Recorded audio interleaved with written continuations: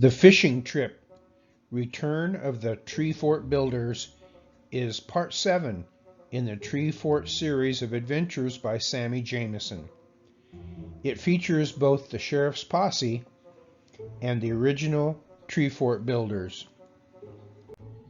"Cliff, you won't believe who I just ran into," Art told him on his phone. "It's the Tree Fort Builders." "Yes, Brant, Maddie, Zane, Odin, and Astrid. They're here on a fishing trip with their family. Spread the word. Meet us at the Tree Fort in half an hour." "So you're here to do some fishing?" asked Art.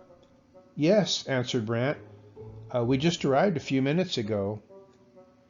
We just have time to go get our fishing gear, and then we'll meet you all at the Tree Fort," said Maddie.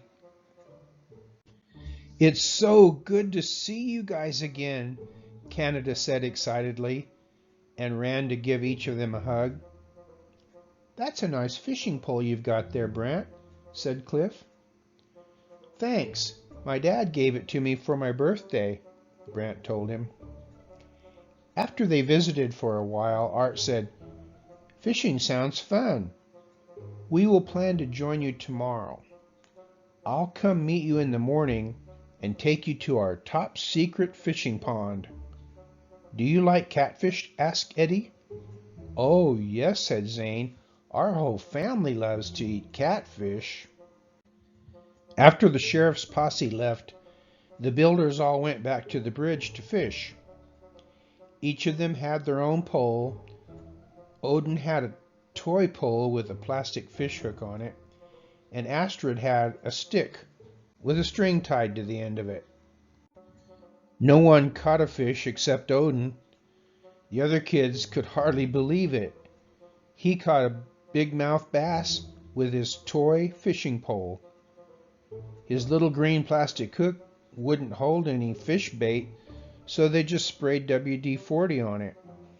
He tossed it in the water, and the fish swallowed it. Odin yanked on the line, and the plastic hook went out the fish's gill and got stuck there. The bass couldn't get away, and so Odin just reeled it in. He was so proud of it, and Maddie took a picture of him and his fish with her cell phone. The next morning, Art met the builders. "How was your fishing yesterday?" he asked. "You're not going to believe this," Zane began. "The only one of us who caught anything was Odin," Brant continued. "And he bested all of us with a toy fishing pole with a plastic hook," Brant said. "Here, let Maddie show you the picture that she has on her cell phone." "See," Maddie said. "His little green plastic hook came out the fish's gill and got caught there." "That's really funny," admitted Art. "I have never heard of anything like that before." As Art led the group to their top secret fishing hole, he said, "This spot I'm taking you to has a legend about it. My grandpa says there is a huge catfish that we all call Big Daddy Blue that no one has been able to catch. Grandpa claims he hooked it once, but it wiggled off the hook and got away.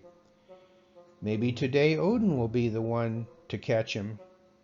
Poor little Odin imagined a big, mean fish that he did not want to catch. Art announced, "In honor of the original Tree Fort builders, we are showing you our top secret fishing spot. And I'm about to share with you our top secret catfishing bait. It's not stink bait like spoiled shrimp. It's not a special lure. Are you ready for this? It is sour apple bubble gum." "What?" the builders all said in chorus. "That's right," assured Art. "Catfish have an advanced sense of smell. One thing they can't resist is the smell of green apple bubble gum. Just chew it until it's soft, then smash it tightly around your hook. Boom! Catfish, here we come." Everyone spread out along the shore, and chose a spot to throw their hook in.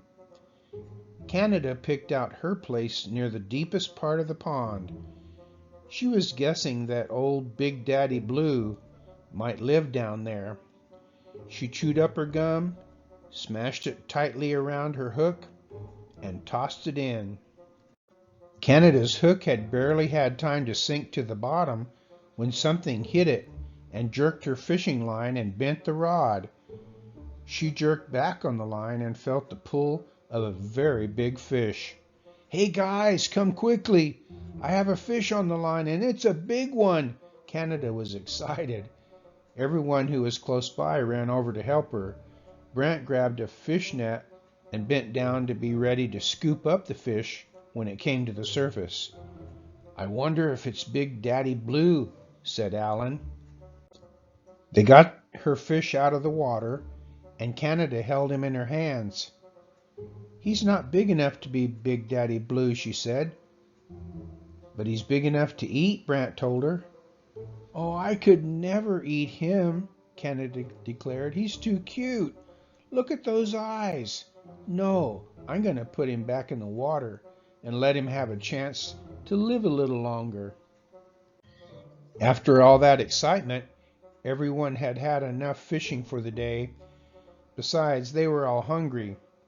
"Let's all meet at our secret snack spot," suggested Eddie. "Good idea," Cliff told him. They ate snacks, and Canada retold the story of catching her cute catfish. "Thanks for showing us your top secret catfishing spot," said Maddie. And Brant added, "Yes, and for telling us about your secret catfish bait. My dad is not going to believe that that really works."